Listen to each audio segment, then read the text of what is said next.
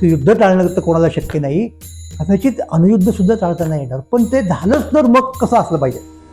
पुष्कळ वेळेला राज्यकर्त्यांना आपल्या राज्यामधल्या विद्वानांचं विचारवंतांचं महत्त्व कळत नाही आणि ते न कळण्यामुळं त्यांचा काही तोटा होत असेल, नाही असं नाही त्या लोकांचा, विद्वान वगैरे लोकांचा, पण जास्त तोटा हा राज्याचा होत असतो. आता नवीन शस्त्रांना अनुसरून तुम्हाला तुमची सामरिक नीती म्हणजे स्ट्रॅटेजी म्हणतो आपण, युद्धनीती, राजकीय नीती ज्याला म्हणतो आपण, हे सगळं ठरवलं पाहिजे. आत्तापर्यंत पारंपरिक चौकटीमध्ये हे बसत नाही. हे जे प्रचंड बदललेलं आहे युद्धतंत्र, याच्यामुळे, केवळ अनुभवामुळं.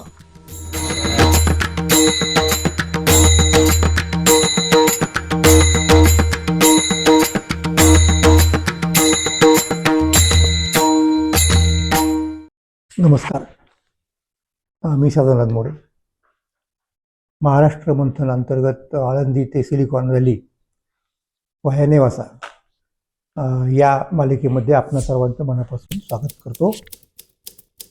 आणि काय झालं की आपण चर्चा करता करता ग्रॅहम ॲलिसन आणि स्वतः किसिंजर यांनी जो एक पेपर लिहिला, the path to arms control, तिथपर्यंत आपण आलेलो होतो आणि त्याची चर्चा आपल्याला विशेषतः करायची होती. आणि आपण हेही सांगितलं की हा पेपर लिहिण्याची त्यांना त्याच वेळेला नेमकी गरज का बसली, कारण तेव्हा स्वतः किसिंजर त्यांच्या जेनेसिस नावाच्या पुस्तकावरती शेवटचा हात फिरवीत होते. मग ते पुस्तक थोडंसं बाजूला ठेवून म्हटलं तरी चालेल, त्यांना ॲलिसन बरोबर हा पेपर का लिहावासा वाटला, तर त्याचं साधं कारण असं होतं की तेव्हा चीनचे राष्ट्राध्यक्ष शी जिनपिंग हे अमेरिकेत येऊ घातले होते आणि ते आता येतच आहेत. तर त्यांची आणि तेव्हाचे अमेरिकेचे राष्ट्राध्यक्ष बायडन यांची प्रत्यक्ष भेट व्हावी आणि प्रत्यक्ष भेटीमध्ये त्यांनी AI कसा कंट्रोल करता येईल, विशेषतः AI अधिष्ठित, AI प्रेरित वेपन्स, शस्त्र यांच्यावरती कसे निर्बंध वगैरे घालता येतील याची चर्चा करावी. आणि ते दोघंच का, तर आज मितीला ते दोघं म्हणजे अमेरिका आणि चीन अर्थात या AI क्षेत्रातल्या महासत्ता आहेत, रुलिंग पॉवर्स आहेत, म्हणजे वेगळ्या पद्धतीने सांगायचं म्हटलं तर. आणि त्यामुळं त्यांचं काम आहे ते. आणि एकदा त्यांनी जर ठरवलं तर बाकीची जी त्यांच्या मागे असणारी जी राष्ट्र आहेत त्यांना तिथे खेचता येईल, आणता येईल, कारण यांनी ज्या गोष्टी ठरवल्या त्या त्यांच्याही हिताच्या असतील असं यांना वाटलं, दोघांना, किसिंजरला आणि अर्थात ॲलिसनला. आणि म्हणून त्यांनी तो पेपर लिहिला आणि त्याच्यामध्ये आवाहन केलं या दोघांना की आपण भेटा. मी उल्लेख केलेला आहे की त्याप्रमाणे खरोखर ते भेटले, त्यांची काही चर्चा वगैरे झाली, तो पुढचा मुद्दा. तर हा सगळा आपल्याला इतिहास नीट पाहायचा होता, त्या पेपरचा कंटेंट सुद्धा आपल्याला लक्षात घ्यायचा होता. तर आपल्याला त्याची पार्श्वभूमी सांगायला हवी की असं किसिंजर यांना वाटणं ही काही योगायोगाची गोष्ट अशी म्हणता नाही येणार. एका रात्रीत त्यांना तो साक्षात्कार झाला आणि असं वाटलं की चला ॲलिसनना बोलूयात आणि आपण तो पेपर लिहूयात, असं नाही आहे. ज्या प्रकारचं काम ते करू इच्छित होते, ज्या प्रकारची परिस्थिती तेव्हा निर्माण झाली होती, तशा प्रकारची परिस्थिती इतिहासामध्ये आणि फार दूरच्या काळातही नुकतीच काही दशकांच्या पूर्वी निर्माण झालेली होती. आणि त्या दशकात सुद्धा त्यांनी काही एक कार्य सैद्धांतिक पातळीवरती आणि नंतर प्रत्यक्ष व्यवहाराच्या पातळीवरती केलेलं होतं. तर अशा प्रकारचं कार्य परत एकदा करण्याची वेळ आलेली आहे असं त्यांना वाटलं. म्हणजे परत मी तुम्हाला सांगेन की किसिंजर काय किंवा ॲलिसन काय, किंवा तिथून त्यांच्यामुळंच पुढे तिथे हार्वर्डमध्ये स्थापन झालेलं केनेडी स्कूल ज्याला म्हणतो आपण अप्लाइड हिस्ट्रीचं, त्याचाच तो संपूर्ण विचार आहे की माणूस हा एक ऐतिहासिक प्राणी, म्हणजे माणसाच्या ज्या अनेक व्याख्या आहेत की नाहीत, कुणी रॅशनल ॲनिमल म्हणेल, कुणी पॉलिटिकल ॲनिमल म्हणेल, कुणी आणखीन तो उपकरणं किंवा हत्यार वापरणारा प्राणी म्हणेल, म्हणू द्यात. पण एक व्याख्या अशी सुद्धा आहे की माणूस हा हिस्टॉरिकल ॲनिमल आहे. म्हणजे बाकीच्या प्राण्यांना ते काळामध्येच जन्मतात, काळामध्येच काय करायचं ते करतात आयुष्यभर, आणि काळामध्येच ते त्यांचा अंत होतो. पण त्यांना आपल्या अगोदर काय झालंय हे माहीत नसतं. त्यामुळे त्यांना त्या अर्थाने इतिहास नसतो, त्यामुळे ते इतिहासाने घडत नाहीत. तसं माणसाचं नाही, माणूस हा बेसिकली हिस्टॉरिकल अशा प्रकारचा ऐतिहासिक प्राणी आहे. त्यामुळं त्याला समजून घेण्यासाठी त्याच्या आत्ताच्या कृती, त्याच्या भविष्यातील कृती याचं स्पष्टीकरण किंवा भविष्य म्हणजे भाकीत करण्यासाठी आपल्याला पूर्वी काय त्याने केलेलं आहे हे समजून घ्यावं लागतं. त्याच्यामुळं जसेच्या तशी पुनरावृत्ती होती असं कोणाचंच म्हणणं नाही, लक्षात घ्या. आपल्याला बदलत्या परिस्थितीनुसार काही कृतीमध्ये सुद्धा बदल करावा लागतो, पण बेसिकली त्यात आपल्याला ॲनॉलॉजीज सापडतात, म्हणजे तसं सदृश घटना पूर्वी घडून गेलेल्या आहेत आणि मग त्या जर आपण विचारात घेतल्या तर आपल्याला तत्सदृश मार्ग काही दिसतो का हे समजू शकतं. हे त्या स्कूलचं म्हणणं आहे. आणि इतकंच नाही, मी कदाचित त्याच्यावरती आणखीन बोलेन सुद्धा. त्या स्कूलच्या लोकांचे गंभीर आक्षेप आहेत अमेरिकेतल्या सगळ्या राज्यकर्ते वर्गावरती, इन्क्लुडिंग सगळे राष्ट्राध्यक्ष, की त्यांना कोणालाही इतिहासाचं नीट ज्ञान नव्हतं. म्हणून ते होण्यासाठी तसं आपण एक अभ्यासगटपणा किंवा केंद्रपणा निर्माण केलं पाहिजे आणि वारंवार आठवण करून दिली पाहिजे की अरे असं पूर्वी केव्हा घडलेलं होतं. हा तो साधारणपणे मुद्दा आपल्याला मांडता येईल. तर तो मुद्दा मांडण्याचा झाला तर तो ग्रॅहम अलिसन यांनी सुद्धा मांडलेला आहेच त्या पेपरमध्ये. ठीक आहे, मी स्वतः नंतर काही सांगतो वेगळा अशातला भाग नाही. तर अशी एक परिस्थिती केव्हा निर्माण झाली होती, तर अशीच एक परिस्थिती साधारणपणे 1950च्या नंतर आणि 60-62 पर्यंत अस्तित्वामध्ये होती. आणि अर्थात मला कल्पना आहे की त्याला सुद्धा एक युग म्हणावं लागेल. हे जसं AIचं युग आहे तसं ते अणुयुग असं युग नवीन निर्माण झालेलं होतं. कल्पना आहे, आपल्याला थोडक्यात सांगायचा प्रयत्न करतो, मग आपल्याला या त्यांच्या पेपरकडे येणं सोपं जाईल. काय नेमका प्रश्न होता की दुसरं महायुद्ध सुरू होतं.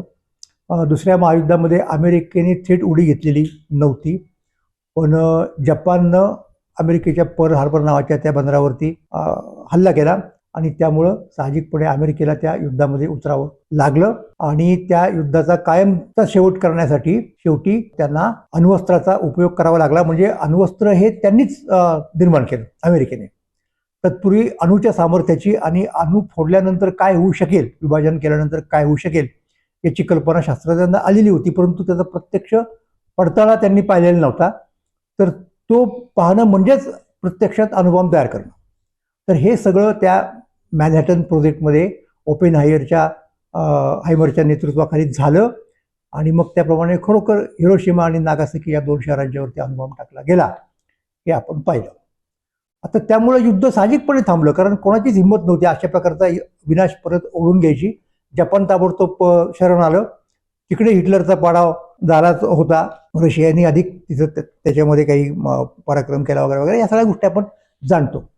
आता पुढचा प्रश्न असा आला की हे जे महाविनाशक हत्यार माणसाला लाभलं होतं आणि ते अमेरिकेला लाभलं होतं, तर पुढे त्याचं काय करायचं. आता झालं कसं माहिती आहे का, आणि हा अत्यंत महत्त्वाचा मुद्दा आहे. म्हणजे किसिंजरने नेमकं काय केलं हे कळण्यासाठी आणि आत्ता काय करू इच्छितात ते या चालू घडीला या AIच्या युगामध्ये हे समजण्यासाठी हे बॅकग्राऊंड आवश्यक आहे. त्याची आणखीन चर्चा आपल्याला करावी लागणार आहे, पण आत्ता जेवढी गरजेची आहे तेवढीच करू आपण. ते असं आहे की तेव्हा तरी अमेरिकेचा असा समज झाला की आता आपणच सर्व शक्ती समर्थ आहोत. अनुभव मिळाला म्हणजे आणखीन काय, आता आपल्या ताब्यात आपल्या धाकात सगळं जग राहणार. हा तो मुद्दा आला. मग आता इथून पुढे आपलं धोरण कसं असलं पाहिजे. तर त्यावेळेला अशी एक चर्चा झाली आणि ती अत्यंत जबाबदार लोकांनी केली. स्टिमॉन नावाचा अमेरिकेमधला एक प्रसिद्ध राजनीती तज्ज्ञ, ज्याला म्हणत की पहिल्या महायुद्धातही ज्याचं काम त्यांनी केलेलं होतं महत्त्वाचं, दुसऱ्या महायुद्धात देखील त्याची महत्त्वाची कामगिरी होती. त्यांनी एक कल्पना मांडली. मग ती कल्पना पुढे न्यावी असं त्यावेळेचे अध्यक्ष ट्रुमन यांनाही वाटलं आणि त्यांनी ॲचिन्सन नावाच्या दुसऱ्या एका अशाच मुत्सद्द्याला त्यासाठी त्याची कमिटी वगैरे नेमली वगैरे वगैरे. हा एक मुद्दा आहे.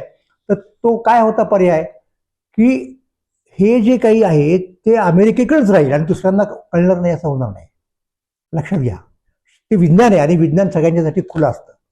त्यामुळं उद्या आणखीन काही लोकांनी त्याचा शोध लावला, त्यांच्याकडे ती हत्यारं निर्माण झाली, तर त्याच्यापेक्षा आपण आजच काय करूयात की त्या मुख्य महासत्ता म्हणता येतील त्या काळात त्यांना विश्वासात घेऊन त्या तिघांचं मिळून एक त्याला कंडोमिनियम असं काहीतरी नाव आहे तयार करूयात. म्हणजे असं एक अपार्टमेंट की ज्याच्यात त्या अपार्टमेंटमध्ये राहणाऱ्या लोकांची स्वतंत्र सोय असणारच आहे, पण त्या व्यतिरिक्त इतर जी जागा असते अपार्टमेंटमध्ये ती सगळ्यांच्या मालकीची असणार आहे. सामुदायिक उपयोग त्या ठिकाणी होऊ शकेल असं बघतो आपण. अशा प्रकारचीच अपार्टमेंट असतात. जणू काही वरच्या मधल्याच्या वरती जे टेरेस असते उदाहरण सगळ्यांच्यासाठी असते, किंवा अगदी 2 फ्लॅटच्या मध्ये जो एक एरिया असतो, खाली पोर्च असतं गाड्या लावण्यासाठी काही काही वगैरे, तर तसं आपण या अणुशक्तीच्या बाबतीत करता आलं पाहिजे. अशी एक चर्चा सुरू झाली आणि मला वाटतं तसा आणि त्याचं अंतिम कंट्रोल जे आहे ते अशाच कुठल्या तरी एका आंतरराष्ट्रीय संघटनेमार्फत व्हायला पाहिजे. तर ती चर्चा सुरू असताना रशियाने त्याला अजिबात प्रतिसाद दिला नाही. त्याच्यामुळे ते तिथंच थांबलं. पण याचा अर्थ लक्षात घ्या किंवा तेव्हाच्या लोकांच्यात आला असेल की रशियाला खात्री होती की आपण हे करू शकतो तयार, आणि रशियाने त्याप्रमाणे खरोखर अणुबॉम्ब केला. पुढे तो हायड्रोजन बॉम्ब, ज्याला आपण एच बॉम्ब म्हणतो, एक त्या फ्युजनवरती आधारित, एक फ्युजनवरती आधारित त्या तांत्रिक गोष्टी आपण सोडून देऊयात. मग अशा काळामध्ये ती नंतरची गोष्ट आहे. पण तरीही अमेरिकेला असं वाटत होतं. दरम्यानच्या काळात काय झालं माहिती आहे का आणखीन, की इकडे स्वतः किसिंजर हे हार्वर्ड स्कूलमध्ये काही काम करत होते, शिकवण्याचं वगैरे वगैरे. ॲलिसन त्यांचे सहकारी होते, ही सुद्धा आपल्याला माहिती आहे. पण इंटरेस्टिंगली घडलं असं की रॉकफेलर, कल्पना आहे आपल्याला, फार मोठे औद्योगिक घराणं अमेरिकेमधलं, त्यांनी एक प्रोजेक्ट करायला दिला. तो एकूणच अशा अमेरिकेच्या इतिहासाच्या, राजकारणाच्या वगैरे संदर्भामध्ये होता आणि तो प्रोजेक्ट त्यांचा चालू होता. तर त्याच्यामुळं स्वतः किसिंजर यांच्या हेतूबद्दल शंका घेणारे अनेक लोक, म्हणजे कॉन्स्पिरसी थिअरी ज्याला म्हणतो आपण, ती तिथेही लागू पडली. आणि असा एक प्रचार झाला की हा माणूस खरं तर रशियाचा कम्युनिस्टांचाच आहे. म्हणजे जे ओपेनहायमरच्या बाबतीत झालं की नाही, ते सुद्धा कदाचित होऊ शकलं असतं त्यांच्या बाबतीमध्ये. थँक गॉड की ते मॅकार्थी वगैरे तोपर्यंत कमी झाले होते, त्यांचा प्रभाव कमी झाला होता. पण हे घडत होतं. तर तो मुद्दा आपण बाजूला ठेवू, कदाचित त्याचीही चर्चा आपण करू, काय नेमकं त्यांच्याबद्दलचा आक्षेप वगैरे वगैरे होता. तर हे ते चालू होतं आणि त्यांना स्वतःला या अणुबॉम्बच्या संदर्भामध्ये काही एक वेगळं म्हणायचं होतं. ते काय म्हणायचं होतं माहिती का, की आता हा अणुबॉम्ब ते उघडच आहे की या अनेक राष्ट्रांच्याकडे, दोघांच्याकडे तरी येणार आहे. तर मग आता नवीन शस्त्रांना अनुसरून तुम्हाला तुमची सामरिक नीती, म्हणजे स्ट्रॅटेजी म्हणतो आपण, युद्धनीती, राजकीय नीती ज्याला म्हणतो आपण, हे सगळं ठरवलं पाहिजे. आत्तापर्यंत पारंपरिक चौकटीमध्ये हे बसत नाही. हे जे प्रचंड बदललेलं आहे युद्धतंत्र याच्यामुळे, केवळ अणुबॉम्बमुळं, तर ती जोपर्यंत तुम्ही गंभीरपणे घेत नाही, म्हणजे जे फिजिकल तुमच्याकडे आहे त्याच्या पाठीमागं एक सायकोलॉजिकल काहीतरी असतं, त्याच्या पाठीमागं एक मॉरल फिलॉसॉफिकल सुद्धा काहीतरी असतं. तर हा विचार जर दिला नाही, अमेरिकेने केला नाही, तर प्रचंड धोका निर्माण होईल. आणि अमेरिकेचा हा गैरसमज आहे. लक्षात घ्या, काय गैरसमज आहे, की आपल्याकडे केवळ अणुबॉम्ब म्हणून आपण सगळं करू शकतो, लोक आपल्या धाकात राहतील. तसं होत नाही. याचा अनुभव अमेरिकेला त्यावेळेला कोरियाच्या युद्धामध्ये सुद्धा आला, इतर ठिकाणी सुद्धा तो येत होता. तर म्हणून त्याच्यात बदल केला पाहिजे. आणि ते अमेरिकेतल्या लोकांना कळत नाही, अध्यक्षांना कळत नाही. अशा पद्धतीची भूमिका घेऊन हेनरी किसिंजर यांनी सरळ सरळ एक स्वतंत्र पुस्तक लिहिलं. त्या पुस्तकाचं नाव nuclear weapons and foreign policy. हे परराष्ट्रीय धोरणावरती, आंतरराष्ट्रीय राजनीतीवरती, मुत्सद्देगिरीवरती त्यांचं वेगळं पुस्तक आहे. आणि त्याच्यात त्यांनी मर्यादित अणुयुद्धाचा सुद्धा, म्हणजे मर्यादित युद्धाचा म्हणूयात, आणि अगदीच असेल तर नाहीलाच अणुयुद्धाचा, की सगळ्या जगाला त्याचा उपसर्ग होता कामा नये. आणि त्यातला सगळ्यात महत्त्वाचा मुद्दा कोणता माहिती का, की जे राष्ट्र जिंकल, समजा 2 राष्ट्रांमध्ये युद्ध झालं, आपण गृहीत धरूयात, दोघांपूर्वीच मर्यादित झालं, तरी त्याला खऱ्या अर्थाने त्याचा विजय म्हणता नाही येणार. कारण हारणाऱ्या राष्ट्राने सुद्धा त्याची एवढी हानी केलेली असेल की ती जवळजवळ पराजयासारखी असेल. हा सिद्धांत त्याच्यात त्यांनी मांडला आणि हा महत्त्वाचा सिद्धांत आहे. त्यामुळं मग काहीतरी आपल्याला करायला पाहिजे आणि ते परराष्ट्रीय, आंतरराष्ट्रीय धोरणाच्या संदर्भात आपल्याला करता आलं पाहिजे, हे म्हणणं त्यांनी आपल्या त्या पुस्तकात मांडलं आणि त्या पुस्तकाची प्रचंड चर्चा झाली. म्हणजे आता त्या चर्चेमध्ये, म्हणजे ते पुस्तक ॲप्रिशिएट कुणी केलं तुम्हाला सांगतो, स्वतः रॉबर्ट ओपेनहायमरनी ते पुस्तक ॲप्रिशिएट केलं. त्याच्यानंतर मॉर्गन नावाचे दुसरे अशाच प्रकारचे किसिंजर सारखे एक परराष्ट्र धोरणाचे अभ्यासक होते, राज्यशास्त्राचे अभ्यासक होते, त्यांनीही त्याला ॲप्रिशिएट केलं आणि महत्त्वाचे मुद्दे आहेत आणि त्यांच्याशी मिळते जुळते आहेत त्यांचं जे काही म्हणणं होतं त्या काळात, हेही त्यांनी सांगितलं. आणि सगळ्यात महत्त्वाचा मुद्दा म्हणजे असा, त्यावेळेला अमेरिकेचे जे उपराष्ट्राध्यक्ष होते रिचर्ड निक्सन, त्यांच्याही ते पुस्तक वाचनामध्ये आलं आणि त्यामुळं हे एकदम चर्चेचे विषय ठरले. किसिंजर त्यांचं ते पुस्तक गाजलं आणि ते गंभीरपणे घ्यायला हवं हे राज्यकर्त्यांच्या लक्षात आलं. लक्षात घ्या, पुष्कळ वेळेला राज्यकर्त्यांना आपल्या राज्यामधल्या विद्वानांचं विचारवंतांचं महत्त्व कळत नाही आणि ते न कळण्यामुळं त्यांचा काही तोटा होत असेल, नाही असं नाही त्या लोकांचा, विद्वान वगैरे लोकांचा, पण जास्त तोटा हा राज्याचा होत असतो. तेव्हा सुदैवाने अमेरिकेतले राज्यकर्ते तशा प्रकारचे नाहीत आणि त्यांना समजतं महत्त्व, म्हणून त्यांनी यांनी सगळी टीका जी केली ती गृहीत धरून ती बाजूला ठेवून मला असं वाटतं की नंतरच्या काळामध्ये निक्सनच्या काळात असेल किंवा अगोदरच्या काळात सुद्धा सल्ला घ्यायला सुरुवात केली होती असं आपल्याला निश्चितपणे म्हणता येतं. आता मुद्दा काय आहे की नुसतं पुस्तक लिहून सुद्धा राज्यकर्ते ताळ्यावरती येतील असं नाही. म्हणजे वेगळ्या अर्थाने चमत्काराशिवाय नमस्कार नाही असं एक आपल्याकडे म्हण आहे, पण त्या अर्थाने वापरत नाही मी, पण काहीतरी असं घडावं लागतं. आणि ते काय घडलं लक्षात घ्या.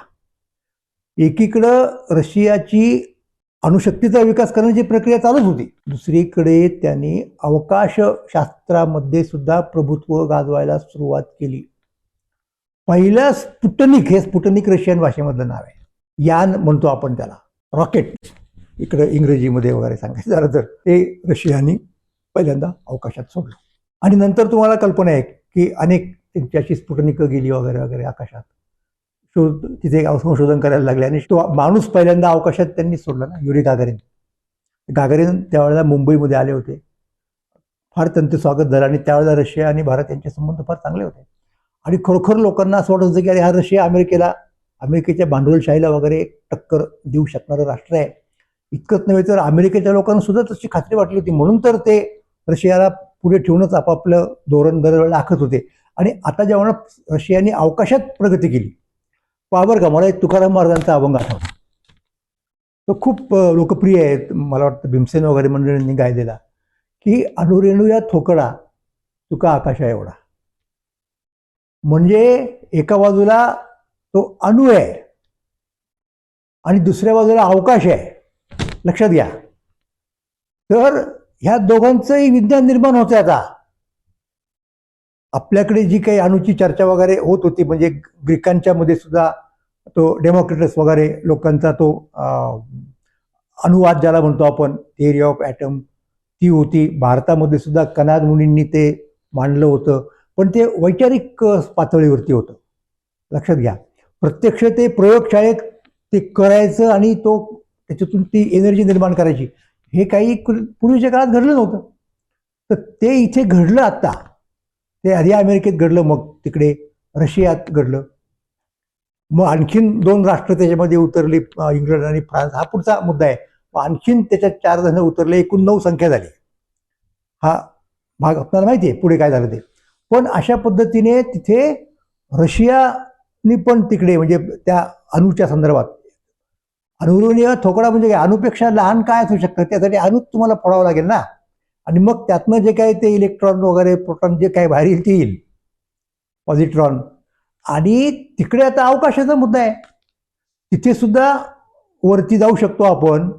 म्हणजे विमानात तर आपण फिरत होतोच तेव्हा, तेवढ्यापुरतं होत होते, पण त्याच्या आणखीन वरती जाऊन थेट दुसऱ्या परग्रहावरती जाऊ शकतो आपण.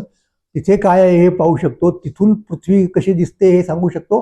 हे पुढचं अवकाशशास्त्र. आणि आज आपल्याला कल्पना आहे की एलॉन मस्क सारखे लोक थेट मंगळावरती जाऊन बसाती करण्याच्या गोष्टी आज करतात. स्पेस एक्स ही त्याची कंपनी वगैरे वगैरे जी काय ती माहिती आहे तुम्हाला. तर तिथे स्पुटनिक ज्यावेळेला रशियाने सोडला तेव्हा अमेरिकेतल्या लोकांचे डोळे खाडकन उघडले आणि बरोबर त्याचा फायदा किसिंजरने घेतला. साहजिक आहे, म्हणजे धमकवण्यासाठी किती महत्वाचं हे मिळालं ना, की आता रशिया पुढे चालला. पण मग म्हणजे आता काय करायचं पुढे, म्हणजे मग रशियाशी फक्त शस्त्र स्पर्धा करून चालेल का? त्याला शेवट नसतो. तर ती पुरेशी नाही. तुम्ही भले करू शकाल, त्यानं अणुबॉम्ब नंतर हायड्रोजन बॉम्ब निर्माण केला, त्याच्या पुढे तुम्ही आणखी तिसरा काहीतरी करू शकाल, तर तो पण तिथे येणार ना. मग तिथे कशा पद्धतीने हे थोपवलं पाहिजे, तर ते स्ट्रॅटेजी नावाच्या गोष्टीने आपल्याला थोपवता आलं पाहिजे. आपल्याला एक धोरण पाहिजे. हे सांगणारा तो ग्रंथ आहे, तो लिहिलेला अणुयुगामधला. आणि म्हणून त्याच्यामुळं लक्ष अनेकांचं तिथे वेधलं गेलं. टी व्हीचे लोक वगैरे त्याच्या मुलाखती वगैरे घ्यायला लागले आणि मग त्यांच्याही लक्षात आलं की अरे आपण या गोष्टी करू शकतो आणि आपण तिकडे अल्टिमेटली जायला पाहिजे. म्हणून मी जेव्हा मला वाटतं यांच्याबद्दल सांगत होतो, ग्रॅहम ॲलिसनबद्दल, की अगोदर ते बंडी नावाचे सद्गृस्त होते, मॅकजॉर्ज बंडी, त्याच हार्वर्डमध्ये. तर हार्वर्डमधून त्यांना जॉन एफ केनेडींनी उचललं आणि ते जे क्युबाच्या संदर्भात जे काही घडलं 61 साली वगैरे, 61-62च्या दरम्यान, रशियाने आपली अण्वस्त्र आणून ठेवली होती, तळ क्रू पाहत होता. मग तिथून मार्ग कसा काढला, कोणामुळं काढला गेला, तर त्याच्यात केनेडींनी पुढाकार घेतला. निश्चितपणे क्रुश्चेवांची त्याची बोलणी झाली आणि त्याच्यात त्या बंडीचा महत्वाचा वाटा होता. तर बंडीच्या जागेवरती तिथे मग यांना प्रमोशन मिळालं किसिंजरला. आणि नंतर पुढे किसिंजर तिकडे, आणि तेव्हाच किसिंजर म्हटले की मला जायचंय तिकडे. ॲलिसनला माहिती आहे की हे आज न उद्या तिकडे जाणार आणि त्यांची जागा तिथे ॲलिसनने घेतली. आणि ॲलिसनला सुद्धा नंतर इकडे संरक्षण खात्याचे सल्लागार अमुक वेगवेगळ्या कमिटींच्या वरती घेत राहिलेले आहेत आणि अजूनही ते कार्यरत आहेत. म्हणजे आत्ता सुद्धा ट्रम्पच्या दुसऱ्या प्रेसिडेन्सीमध्ये सुद्धा त्यांचं ट्रम्पवरती टीका करण्याचं काम सुरू आहे. तर असो, मुद्दा असा आहे की ती गोष्ट, तो ग्रंथ यांनी लिहिला. आणि आणखी एका गोष्टीचा या संदर्भात मला विचार आपल्या पुढे मांडायचा आहे की ह्याच दरम्यान जेव्हा या लोकांना त्याचा धोका कळला, मोठ्या लोकांना अणुचा, अणुयुद्धाचा, जे काही होईल त्या अण्वस्त्रांचा जर वापर झाला तर, म्हणून त्यांनी युद्धच नको, आता इनफ, इतके वर्ष माणसांनी केलं काय युद्धांच्या शिवाय. म्हणून आपल्याला कल्पना आहे की त्याच्याबद्दल मला परत विस्ताराने बोलायचं आहे. आईन्स्टाईन आणि रसेल यांनी एक जाहीरनामा काढला. त्यांच्याबरोबर आणखीन काही शास्त्रज्ञ होते, तत्त्वज्ञ होते. आणि तो आईन्स्टाईन रसेल किंवा रसेल आईन्स्टाईन जाहीरनामा म्हणूनच प्रसिद्ध आहे, मॅनिफेस्टो म्हणूनच प्रसिद्ध आहे. तर युद्धच नको असं ते म्हणत होते. आता ओपेनहायमरची देखील त्यांना सहानुभूती होती, पण ओपेनहायमर त्याच्यात आलेले नाहीत, कारण ओपेनहायमर तोपर्यंत ऍक्टिव्ह आहेत, त्या सरकारच्या चौकटीमध्ये आहेत. ते आपल्याला पुढे सांगावं लागेल. पण बेसिक मुद्दा वेगळा आहे की किसिंजर हे अत्यंत व्यावहारिक पातळीवरती वावरणारे सद्गृस्त आहेत.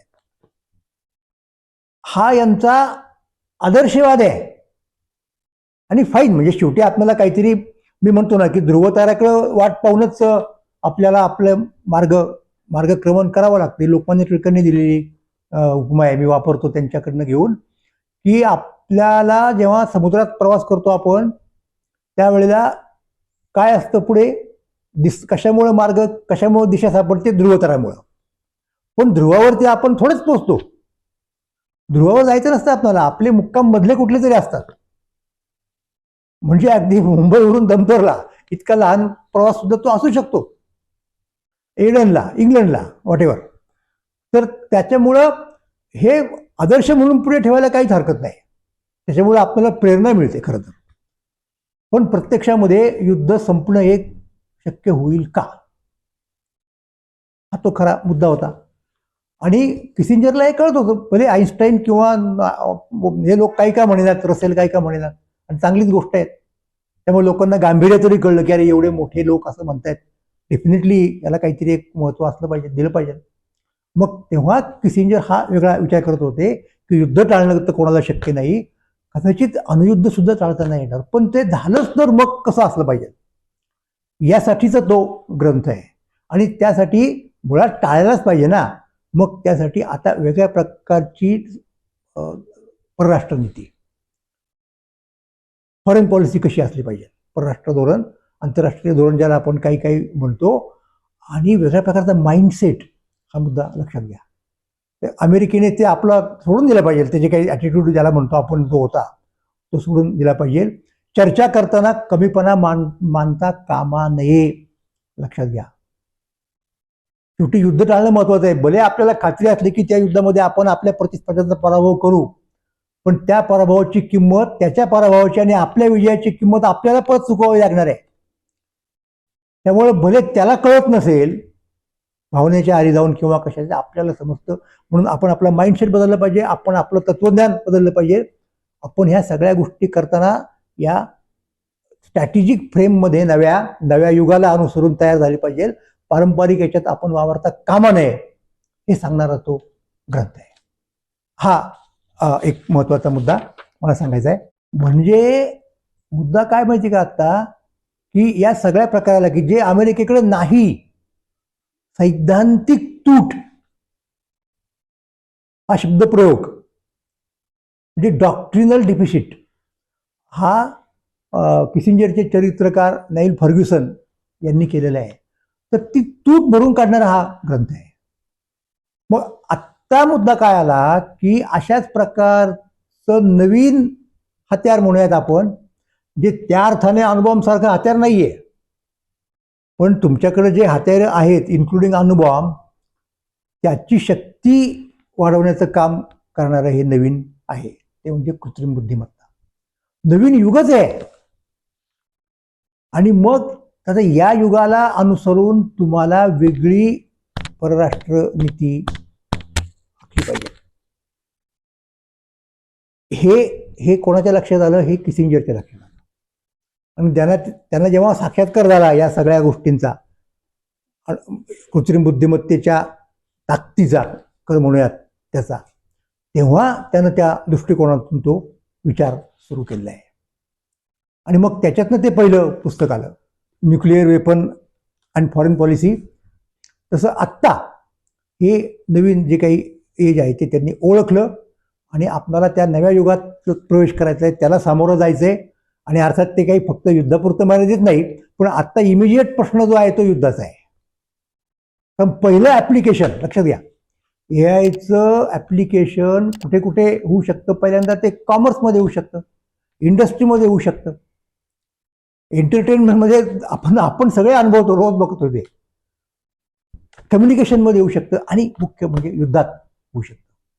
मग आता आपल्याला त्यासाठी एक वेगळी वैचारिक रचना करायला हवी आहे, एक वेगळा विचार व्यूह, ज्याच्यामध्ये मी म्हणाल त्याप्रमाणे वेगळी फॉरेन पॉलिसी त्याच्यामध्ये येते, वेगळी राजनीती त्याच्यामध्ये येते, वेगळं तत्वज्ञान त्याच्यामध्ये येतं. आणि ते करायचंय तर त्यासाठी ते पुढचं पुस्तक येईल, जेनेसिस. पण दरम्यानच्या काळात ते आलेत ना, म्हणजे प्राचीन मराठी नाटकामधला एक तो प्रसिद्ध डायलॉग त्या काळात फार गाजलेला, दादा ते आले ना, बालगंधर्वांनी तो गाजवला. तशा अर्थाने नव्हे, पण खरोखर ते आले तिथे, ते म्हणजे चीनचे राष्ट्राध्यक्ष. कारण आता ह्या दोन महासत्ता आहेत, तेव्हा जशी अमेरिका आणि रशिया या दोन महासत्ता होत्या जशा, आणि म्हणून त्यांनी एकत्र येऊन काहीतरी धोरण आखलं पाहिजे. तसं आता चीन आणि अमेरिका या दोन महासत्ता आहेत. आणि आता तसं योगायोगाने हे येऊनच राहिलेले आहेत जिनपिंग. तर त्यांनी आणि बायडननी भेटावं आणि याची चर्चा करावी, यासाठीचा तो पेपर दोघांनी मिळून लिहिलेला आहे. त्याची चर्चा आपण पुढच्या भागात करू. धन्यवाद. अणुबॉम्ब तयार करणारा रॉबर्ट ओपनहायमर आणि एआयचा जनक मानला जाणारा ॲलन ट्युरिंग, दोघेही मोठे वैज्ञानिक, दोघांच्याही नावाने आज त्या त्या क्षेत्रामध्ये नोबेल पुरस्कार मानले जातील असे पुरस्कार ठेवले गेले आहेत. पण आपल्याला हे माहिती आहे का की ह्या दोघाही शास्त्रज्ञांच्या वाट्याला मोठ्या शोकात्मिका आल्या आणि ते शोकात्म नायक ट्रॅजिक हिरोज ठरले. ओपेनहायमरला रशियाचा हस्तक म्हणून आळ घेतला गेला आणि याला अवैध लैंगिक संबंध वगैरे त्याच्यावर खटला भरण्यात आला ट्युरिंगवर, आणि दोघांची तशी शोकांतिका आहे.